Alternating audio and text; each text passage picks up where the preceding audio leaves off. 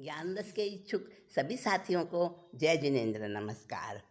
अष्टावक्र गीता के दूसरे प्रकरण को हम सुन चुके हैं कि जनक जी को आत्मज्ञान हुआ और उन्होंने अपनी अभिव्यक्ति भी दी। उसको वो बताया कि मुझे कैसा लग रहा है, और जनक जी ने क्या कहा।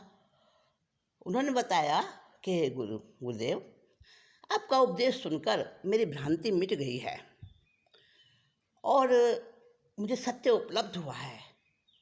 अहंकार जाता रहा, मेरा कर्तापन खत्म हो गया। और गुरुदेव, मुझे ऐसा लग रहा है मैं समष्टि से व्यष्टि हो गया हूँ, नया रूपांतरण हुआ है। उन्होंने कहा ये सब मैं जान गया कि जो मेरे अंदर घटना घटी है ना, ये स्वभाव से ही हुई है। अध्यात्म रस का स्वाद चखा है मैंने, मुक्त हो गया हूँ और विनम्र समर्पण मेरा अंदर से जगा है। तो अब ये तीसरा प्रकरण जो हम सुन रहे हैं, इस तीसरे प्रकरण में अष्टावक्र जी जनक की परीक्षा लेते हैं। कई प्रश्न पूछ रहे हैं परीक्षा लेने के लिए। और उन्होंने पूछा, अच्छा ये बता कि तुझे सचमुच में ऐसा हुआ है या केवल बुद्धि से जाना है तूने? क्योंकि महर्षि अष्टावक्र सामान्य शिक्षक नहीं है, वो गुरु हैं। गुरु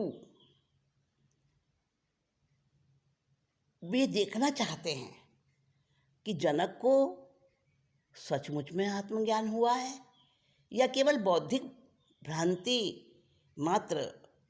कहते हैं ना कि एक ऐसा लगने लगता है अपने आप में, हाँ मुझे तो आ गया, हाँ मुझे तो समझ आ गया, पर वो शाब्दिक होता है ज्ञान,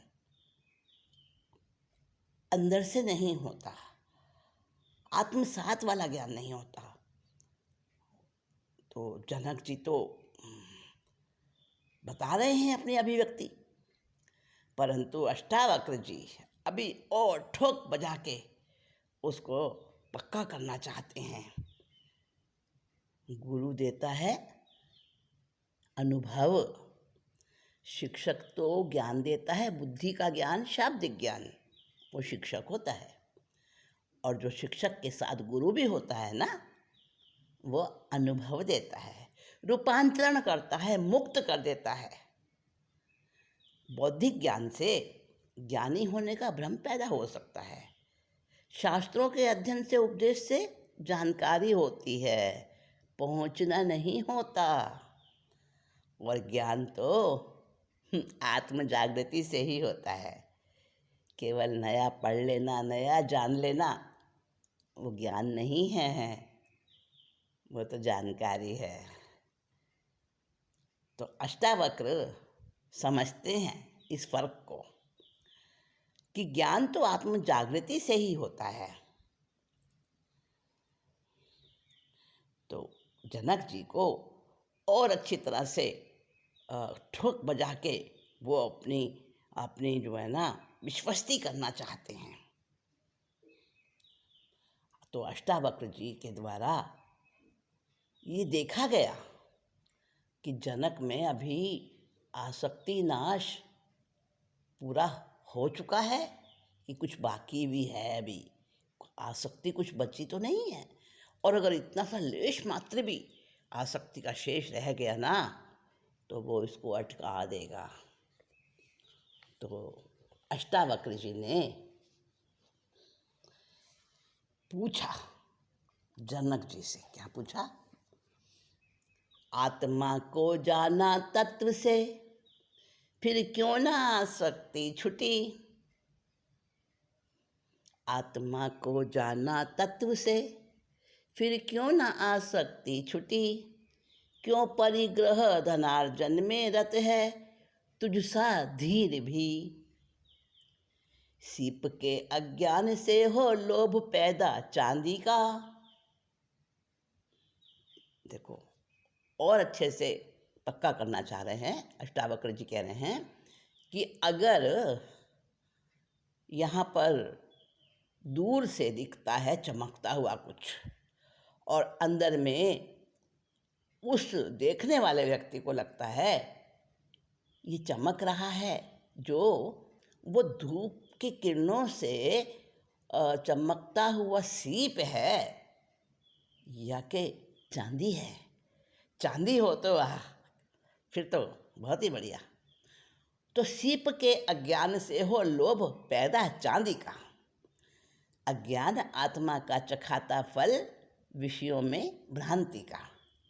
कि जब तक आत्मा का अज्ञान रहता है ना, 100% नहीं हो पाता निरासक्त, तब तक विषयों के फल की इच्छा रहती है और भ्रांति रहती है कि हाँ, मैं तो बस मुक्त हो गया। आत्म सिंधु में तरंग सा, स्फुरित जहाँ विश्व हो, वहीं मैं खड़ा यह जानकर, क्यों दीन बन दौड़े अहो। तुझे मालूम चल रहा है, तूने अभी जैसे बताया है जनक, कि मेरा जो विस्तार है, मेरा जो स्वरूप है, वो पूरा महासिंधु है, और उसमें तरंग जैसे सब जीव मुझे दिख रहे हैं। मैं भी एक तरंग हूँ उस आत्म सिंधु की, और उसी में मैं लय हो रहा हूँ। उसी में सारे जीव जो तरंग के समान, और उसी में उससे प्रकट हो रहे हैं, उसी में ही लीन हो रहे हैं। मुझे ऐसा नजर आ रहा है, तूने कहा अभी। तो जब आत्म सिंधु में तरंग जैसा स्फुरित होने वाला संसार दिखता है, पक्का पक्का लगता है, ऐसा अनुभव होता है, और तू ये जान गया कि मैं उसी स्तर पर मैं खड़ा हूँ, बहुत अच्छी बात है। पर तेरे में ये दीनता, ये चंचलता, ये क्यों आ रही है? मुझे दिख रहा है कहीं ना कहीं कुछ तो है। चैतन्य शुद्ध सुंदर बहुत मम। हाँ, तू जान गया और मैंने भी सुन लिया। तू कह रहा है कि मेरी चैतन्य, मेरी चेतना, मेरी आत्मा बहुत सुंदर है, बहुत शुद्ध है। हाँ, मैंने सुन ली ये बात। फिर क्यों विषयों में इंद्रियों के लग मलिन तू हो रहा? क्या कारण है? कहाँ रह गई है कसर? मैं ये जानना चाहता हूँ, कमी कहाँ रह गई है? क्यों विषयों में मलिन हो रहा है तू? कहीं ना कहीं तेरी आसक्ति पूरी तरह हटी नहीं है।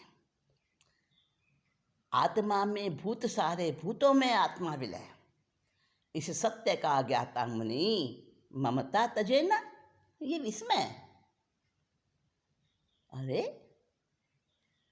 जहाँ तू अपने को बता रहा है ना, मैं वहाँ खड़ा हूँ, मुझे ऐसा दिख रहा है, मुझे ऐसा लग रहा है, अनुभव हो रहा है,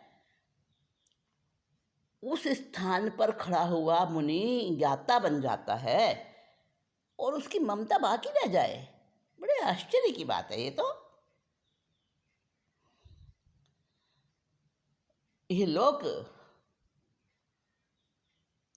इहलोक और परलोक के जो भोग से निर्लिप्त है, देखो वो नित्य ज्ञाता अब मोक्ष से भयभीत है।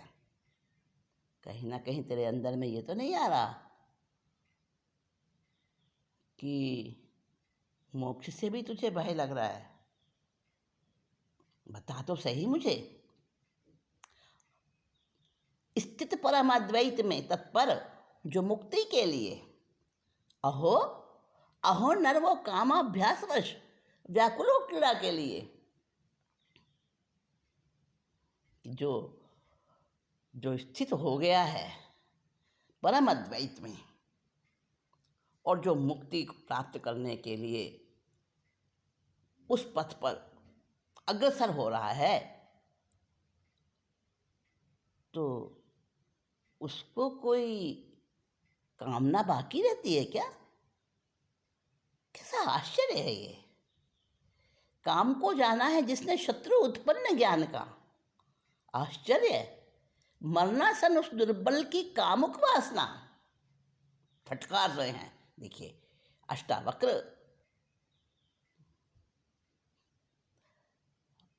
कह रहे हैं कि जिसने अपने ज्ञान का शत्रु मान लिया है कामना को, और वो ऐसा व्यक्ति मरणासन, उसको मौत नजर आ रही है, हर वक्त उसको ये लगता है कि काल की मेहरबानी, जब तक मैं जी रहा हूँ किसी भी समय आ सकता है, और ऐसा अपने को दुर्बल मानता है वो काल के सामने, तो फिर भी वो कामुक होगा, कामना से भरा होगा। बड़ा आश्चर्य है। इहलोक और परलोक के जो भोग से निर्लिप्त है, देखो वो नित्यानित्य ज्ञाता मोक्ष से भयभीत है। होता हुआ पीड़ित तथा सबको भोगता भी धीर नर, चाहे वो पीड़ा में हो चाहे वो भोगों में हो। पीड़ित भी हो रहा है और फिर भी इंद्रियों के भोग उसको अच्छे भी लग रहे हैं। होता हुआ पीड़ित तथा सब भोगता भी धीर नर, न क्रुद्ध न ही प्रसन्न होता, जो जाने आत्मा को अमर। तो तुझे कैसा ज्ञान हुआ है तो जरा मुझे बता दे। निज देह चेष्टा को जो देखे अन्य की चेष्टा समान, क्षुब्ध निंदा और प्रशंसा में क्यों हो वह नर महान। अरे जिसने अपनी आत्मा, अपनी हर क्रिया को, अपनी हर चेष्टा को, शरीर की चेष्टा को अन्य समझ लिया, जैसे कोई और कुछ कर रहा है, बस वो देखता है ये मेरा शरीर कर रहा है और मैं तो देखने वाला दृष्टा हूँ, ज्ञाता हूँ। ऐसी स्थिति को जो प्राप्त हो गया हो, वो निंदा में, शुद्ध और प्रशंसा में कैसे कैसे प्रसन्न होगा। जो है विगत आश्चर्य, दिखता विश्व जिसको माया ही, वह धीर क्यों भयभीत हो, आ जाए चाहे मृत्यु भी। अरे जो आश्चर्य से रहित हो गया है, आश्चर्य से विगत हो गया है, जिसको सारा संसार मायामय दिख रहा है, ऐसा धैर्यवान भयभीत नहीं हो सकता, चाहे मृत्यु भी आ जाए उसके सामने। तो तू समझ, अभी और अपने को अच्छे से परख ले। मोक्ष के नैराश्य में भी तृप्त, न मन में स्पृहा, उस आत्मज्ञानी महात्मा की तुलना करें किससे भला। हर दृश्य को स्वभाव से ही कुछ नहीं है यह जाने जो, त्याज्य या ग्रहणीय किसको धीर बुद्धि माने वो। ऐसे स्थान पर तू पहुंच चुका है, जैसे कि तूने अभी स्पष्ट किया, बताया कि हर दृश्य को, जो भी कुछ दिखाई दे रहा है, जो भी कुछ पता चल रहा है, कुछ नहीं है मेरी आत्मा के सामने, ये कुछ भी नहीं है, ऐसा जिसको पक्का पक्का पता चल गया है। तो किसको त्यागे और किसको ग्रहण करने योग्य माने, बता। निर्द्वंद जो आशा रहित अकशाई अंतःकरण में, सुख दुख न हो ऐसे पुरुष को भाग्य से मिले भोग में। जिसको भाग्य से जितना भोग मिल रहा है ना, जो कुछ मिला है भाग्य से मिला है, पुण्य से मिला है, तो उसमें ना तो वो प्रसन्न होता है और ना ही कामनाएं पूरी ना होने पर वो दुखी होता है। कौन? जिसके अंदर द्वंद्व रहित अवस्था आ गई है, जो आशा रहित है, जो अंतःकरण में जिसके कषाय नहीं है, अकषाय हो गया है। तो ये बता जनक, तू कहाँ है, अपने को क्या महसूस करता है। अब जनक जी ने कहा कि आपकी परख ठीक है, आप मुझे अच्छे से और 24 कैरेट का शुद्ध सोना बनाना चाहते हो, मैं जान गया गुरु। गुरुदेव, आपकी करुणा बड़ी बड़ी उच्च स्तर की है, मैं आपको नमन करता हूँ। और आपने मुझे वो चीज़ दी है कि जो मुझे अभी तक प्राप्त नहीं थी, और मैं अच्छे से जान गया हूँ, मैं समझ गया हूँ कि है बर्बादी खुद ही दोष दूँ किसे, की है बर्बादी खुद ही दोष दूँ किसे। चमक न पाया चेतन पुरज सब घिसे, चमक न पाया चेतन पुरज सब घिसे। बिन मोल ली बर्बादी दोष दूँ किसे, बिन मोल ली बर्बादी दोष दूँ किसे। लगी थी जब आग अंदर तृष्णा कषायों की, कोशिश करी ना उनके शमन के उपायों की, कोशिश करी ना उनके शमन के उपायों की। मस्ती थी धड़कनों में डूबी आकर्षणों में, नहीं की पहचान सच्ची अपने और परायों की। धीमे धीमे अमृत कण सांसों के रिसे, धीरे धीरे अमृत कण सांसों के रिसे। चमक न पाया चेतन पुरज सब घिसे, चमक न पाया चेतन पुरज सब घिसे। की है बर्बादी खुद ही दोष दूँ किसे। बेईमान मन की जो समझी चालाकी, सुर ताल फिर तो मिली मंजिल और दिशा की, सुर ताल फिर तो मिली मंजिल और दिशा की। अब न संकल्पी हौसला भर के, अब ना जीना मर मर के, लगाई यो खोज संजीवनी सुधा की। दूरी मिटानी अपने अंतर्यामी से, दूरी मिटानी अपनी आत्मा से। चमकेगा चेतन अब 84 में न पिसे, चमकेगा चेतन 84 में न पिसे। अब ना बर्बादी होगी मैंने जाना ये, बर्बादी रुख मोड़े संबोधि ध्वनि से। चमकेगा चेतन 84 में ना फिसे, चमकेगा चेतन 84 में ना पिसे।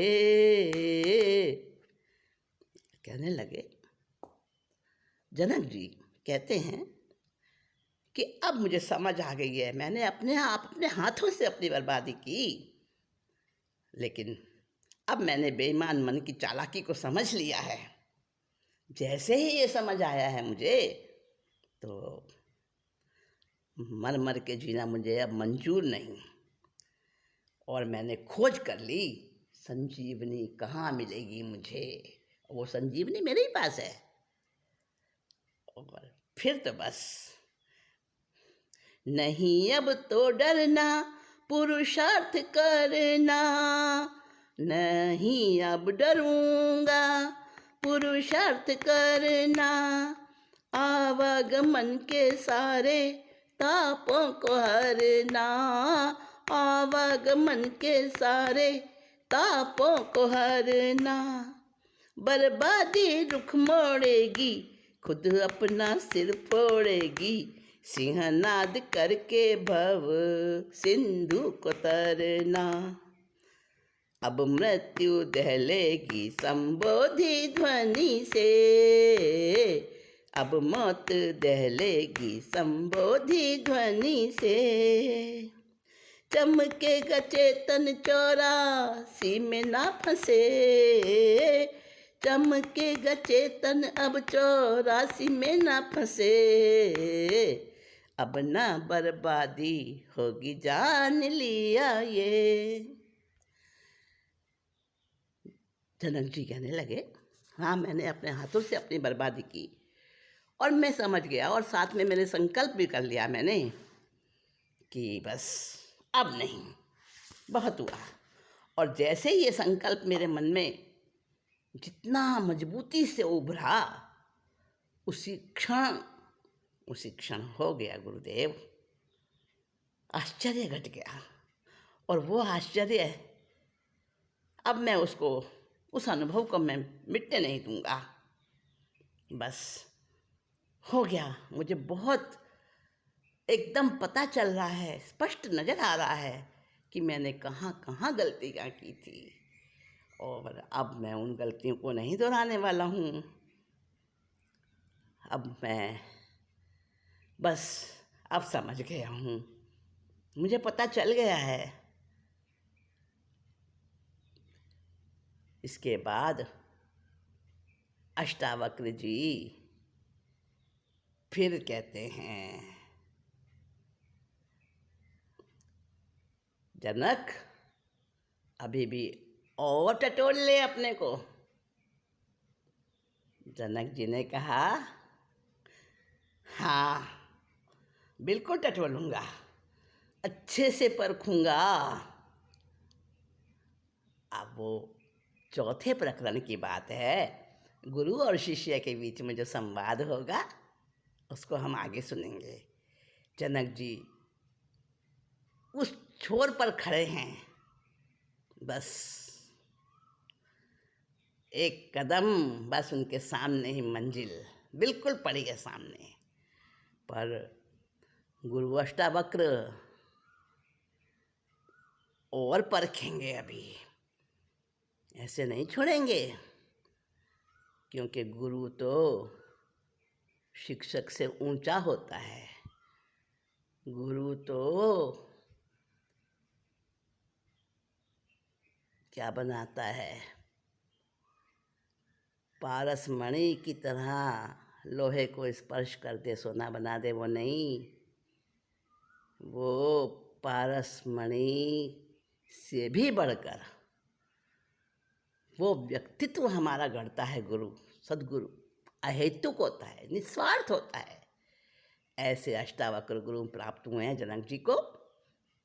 तो तीसरा प्रकरण आज हमारा पूरा हुआ, और चौथे प्रकरण में हम आगे और बातचीत सुनेंगे अगली मीटिंग में।